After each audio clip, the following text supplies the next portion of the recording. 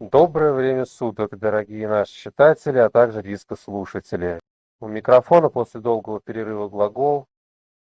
Я поздравляю всех желающих с 1 апреля, Днем Дураков, а автора этого опуса поздравляю с этим праздником особенно. Ну и посмотрим, что нам тут сегодня пишут. Зовут меня Лобанов Александр. Мне 14 лет. Начало может быть скучным, но вы дочитайте до конца. По скриптум, Лиза. Да, и еще. Пишу я от друга, а мой адрес такой. Улица Туристская, дом 9, квартира 20. Телефон 948-06-30. Опус у нас называется «Жестокая галактика». Год 3132. Система Солнце, планета Земля. Меня зовут Джон Кавер. Мне 30 лет. В 3072 году, когда на нашу галактику напала Махпела, мой отец был пиратом, пишет нам Лобанов Александр. Когда же все рейнджеры сражались с Махпелой, мой отец грабил и уничтожал мирные корабли, залетал, отец у него залетал, анекдот один вспоминается, это как в ветеринарном техникуме экзамены сдают, профессора, студента вопрос задает, говорит, а можно ли корове сделать аборт, спрашивает профессор у студента.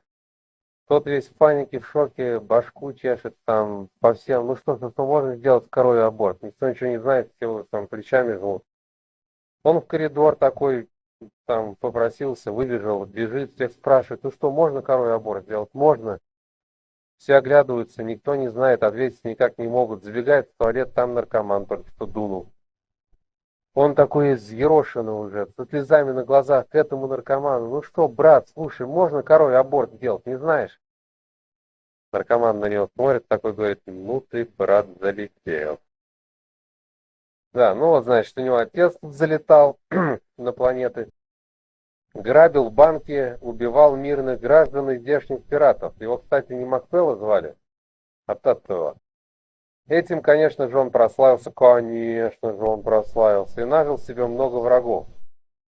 В один прекрасный день, когда отец был на пиратской базе, пил напитки, кстати, ел еду, и думал, как ограбить банк, внезапно ворвались трое молоков. Молоков трое ворвались. Лобанов Александр, молоки– это вообще-то рыбья сперма, к вашему сведению. Ворвались, значит, трое молоков, подошли к моему отцу и спрашивают, как его зовут. Когда отец ответил, они достали пушки и убили его. Действительно, прекрасный день. После этого прошло много лет. Мать нашла себе нового мужа. Они поженились. Внимание, и родился я. Наверное, от молоков. Когда мне исполнилось 28 лет, я улетел на Марс. Ну, что сказать, правильно сделал, что летел? Глава следующая. Дата 3132 год, 7 апреля. Время 13:08. В этот день я поехал записываться рейнджером, потому что чувствовал, что скоро будет новая война. Ну, правильно, конечно, да, чего же не записаться. Когда я приехал в центр рейнджеров, мне сразу же дали много бумаг, которые я должен заполнить. После 2 часов я, наконец, заполнил их. Удивительно. Меня записали в отряд JS-32. Дата 3133 год, 28 сентября, время 11:23. Я сидел и смотрел телевизор. Это он что, 1,5 года хоть телевизор смотрел? Ха-ха. Значит, 1,5 года смотрел телевизор, как вдруг на экране появились специальный выпуск новостей. В них говорили о том, как из-под контроля вышел завод протоплазменных машин, и они терроризируют галактику. Боже ты мой. Через 15 минут мне пришло письмо о поездке на военную базу. Через 24 мин я был на базе. Шустрый мальчик. Меня посадили на корабль, где меня ждал мой отряд. Командир мне сразу рассказал план задания. Мы должны были прорвать оборону кольца, сесть на планету, найти завод и уничтожить матку. Матку. Уничтожить матку. А то, понимаешь, матка, правда, матка глаза колет. И вот мы взлетаем. С нами летят, записываем, 50 военных кораблей, 4 эсминца и 7 кораблей техпомощи. И вот наступил этот момент. Мы двинулись в бой. Начали массированную атаку на середину, но они дали нам отпор. Еще бы, середина она такая, знаешь ли. Чуть дозевался, такой отпор даст, мало не покажется. Да, атаку на середину начали. Мы потеряли много кораблей, включая и 5 транспортных. 5 транспортных. Так, с нами летят 50 военных, 4 эсминца, эсминцы, значит, не военные, что ли?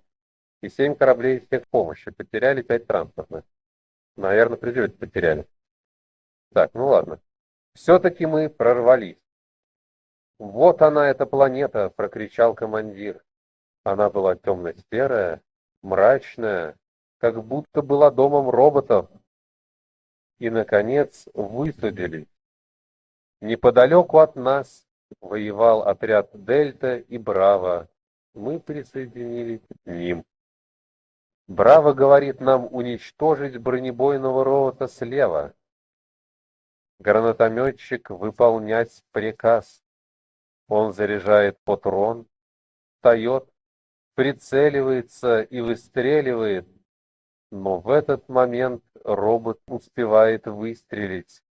Пуля летит ему в голову, роботу что ли.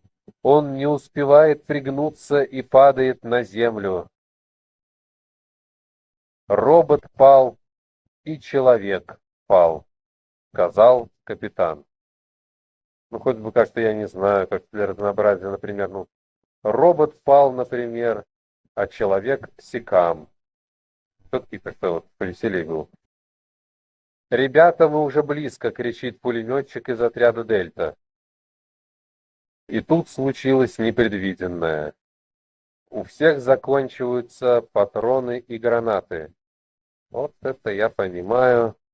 Вот это непредвиденно. Да, завтра война, я устал, и гранаты закончились. Нам не хватит этого, говорит капитан. Ну, естественно, того, что закончилось, не хватит. Все сели и начали думать, что нам теперь делать. А роботы, видно, рядом собрались в кружок покурить, чтобы не мешать им думать. И вот кто-то из солдат услышал рев турбин. Это был корабль техпомощи. Наш телефон 223-322-45 круглосуточно. Корабль техпомощи летел из огромной черной тучи, словно ангел из тьмы. О, литература которого.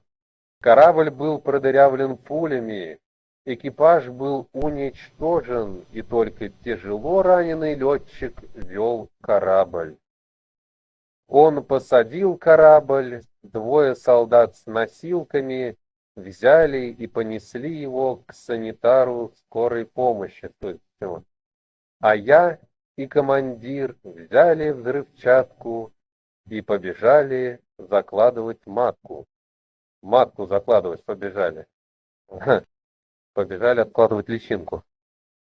Мы установили таймер на 2 минуты.